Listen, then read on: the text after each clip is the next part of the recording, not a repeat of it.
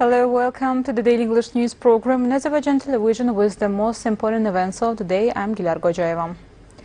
President İlham signed an executive order on additional measures for the construction of Quba-Qonaqkən Highway in Quba region. According to the executive order, 22 million manats were allocated to Azərbaycan Avtomobil Yolları State Agency for the construction of this highway connecting 66 residential settlements with 68,000 inhabitants. The visit of Armenian Prime Minister Nikol Pashinyan to the occupied Khankendi region of Azerbaijan on August 29th, his meeting with the representatives of the puppet regime, as well as with the two Armenian military units in the occupied Azerbaijani territories, is first proof that Armenia is an aggressor country and pursues annexation policy. MFA spokesperson Lil Abdullaeva reported referring to the Armenian Foreign Minister Zohrab Nizhikhanyan's interview with the Interfax agency. It's noted that Armenian Foreign Minister, which directly obstructs the settlement of the conflicts through negotiations by his actions and statements, serving to the growth of tension in the region, speaks of the creation of conditions for peace in the region. The steps taken by the military political leadership of Armenia, nullifying the essence of the negotiations, are the main obstacle to the creation of the so-called conditions of peace that Nizhikhanyan is talking about.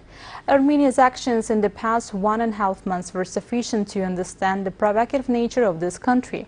This withdrawal of the Armenian occupying forces from international recognized territories of Azerbaijan and restoration of the rights of the displaced people from these lands is a key to ensure lasting peace in the region. Armenia must eventually show political will and take concrete steps in this direction, she concluded. Armenia continues the policy of illegal settlement of the occupied Azerbaijani territories. The explosion, which took place in the center of Lebanon in early August, gave the occupying country a new opportunity to continue the process of illegal resettlement in Nagorno-Karabakh and adjacent regions. The attempts to correct worsening demographic situation as well as to develop an ethnic balance in the region in line with the interests show that this country does not intend to step back from its occupational gist. Armenia, continuing the policy of resettlement of Armenians living in different parts of the world, in particular those living in countries torn by conflicts, to the occupied Azerbaijani lands, once more time shows that this country doesn't step back from its occupational policy. Head of the self-proclaimed regime, Aray Karutunyan, during the progress of negotiations with the head of Catholicos of Cilicia Aram, announced that Nagorno-Karabakh is ready to receive 100-150 Armenian families from Lebanon.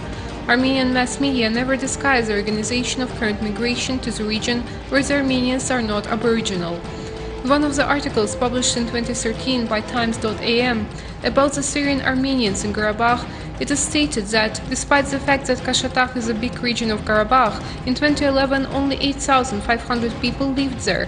Local officials meet everyone who wants to settle in this region. Houses which were empty following the war are repaired for the settlers. So, Armenia continues to violate the international humanitarian law as well as the requirements stemming from the Geneva Convention adopted in 1949 and its additional protocols. We raise and will continue to raise this issue in all the international organizations. There must be an end to the illegal settlement. We call on the international community. We want co-chairs of the Minsk Group to pay special attention so that this illegal settlement is stopped.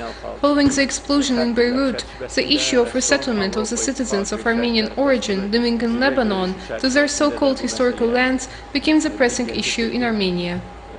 Analytics think that artificial resettlement of Lebanese Armenians to the occupied territories is aimed at altering the ethnic structure of the occupied and adjacent regions where the Armenian population never lived. The main goal of Armenia is to economically revive the desolated territories by way of artificial resettlement from Lebanon to the occupied regions and create a new demographical situation in order to prevent the future return of Azerbaijanis to their native lands. The resettlement is yet another real threat for the region, if we consider that Armenian terrorist organization Asala was historically formed on the territory of Lebanon. There's no exception that terrorists trained in special camps will be deployed to the territory of Azerbaijan. The current situation, as a fact of gross violation of norms of international law, must seriously concern international organizations, especially the co-chairs of the OSCE Minsk Group, which is dealing with the peaceful settlement of the conflict. The mediators must curb the actions of the official Yerevan, which contradicts the essence of negotiations and are a threat to peace and security in the region. President of the 71st session of the United Nations General Assembly, Tijani Muhammad Bandeh, expressed gratitude to Azerbaijan for its initiative on holding a special session of the UN in the field of fight against coronavirus. Addressing the meeting held on August 31st, he said the proposal to hold a special session on the pandemic by the General Assembly is a veritable platform to mobilize global commitment against the pandemic. Quote, "We thank Azerbaijan as chair of the non-aligned movement for pushing for this very important session and the General Assembly for accepting to hold a special session." End of quote. President of the UN General Assembly stressed that this will further strengthen the General Assembly as a critical global partner in the fight against the pandemic and its impact on lives and livelihood. The UN General Assembly's official special session to tackle the pandemic began on July 10th, but it took the countries time to agree about the format and modalities for holding formal meetings on a virtual platform.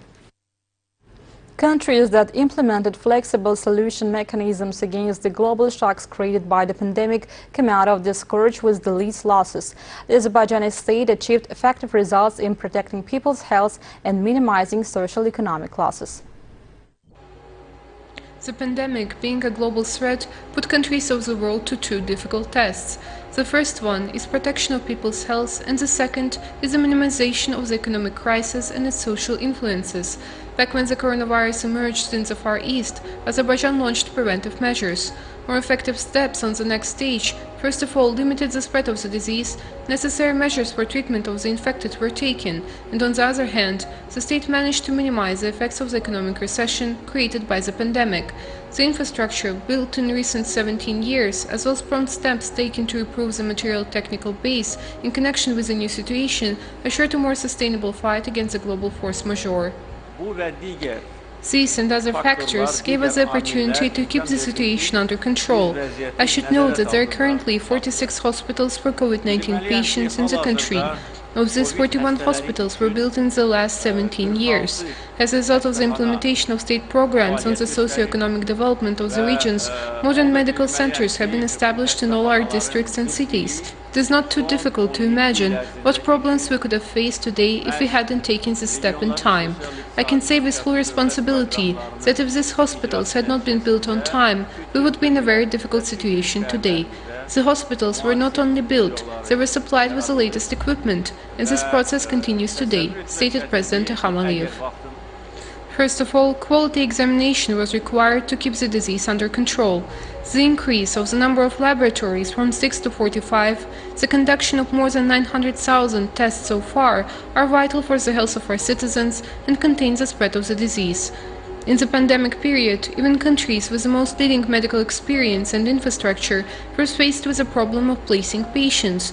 To avoid such situations in Azerbaijan, modular hospitals were promptly built. Currently, 11 modular-type hospitals are equipped with 4,100 beds. Constructions of 7 more modular hospitals is envisaged. But it seems like there is no need for new hospitals, because as a result of preventive measures, the control over the spread of the disease was achieved. At the same time, the pandemic led to a global economic recession. Even in some developed countries, recession is being estimated at 20–25%. On such a backdrop, the 2.8% decline of Azerbaijan's economy over the past 7 months can be undoubtedly considered a good indicator. Despite the economic losses, social measures carried out by the state were introduced. On the contrary, were somewhat diversified to achieve minimization of the social influences of the pandemic.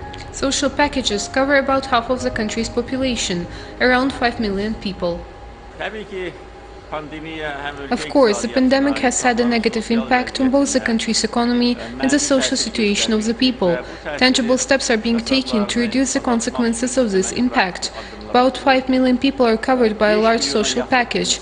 Both the public and private sectors, as well as the unemployed, including those working informally, vulnerable people, all categories of people are provided with financial support by the state. This shows once again that the well-being of our people, their social status, and of course their health is a key issue for us, said the head of state. Experts predict a quick restoration of the economy in the post-pandemic period. These predictions are firstly based on the successful implementation of the diversification policy in recent years, and second, on the steps taken by the state for the restoration of economic activity. 143 cases of the novel coronavirus were recorded in Azerbaijan. 130 people recovered and were released home. 2 citizens who earlier tested positive for the COVID-19 virus died. The overall confirmed cases in Azerbaijan have reached 36,578, with 33,977 recoveries and 536 deaths. The number of active infections is 2,065. To detect new infection cases, 928,666 tests have been conducted in Azerbaijan so far, the task force under the Cabinet of Ministers reported. That was all for the day. Thank you for being with us. Goodbye.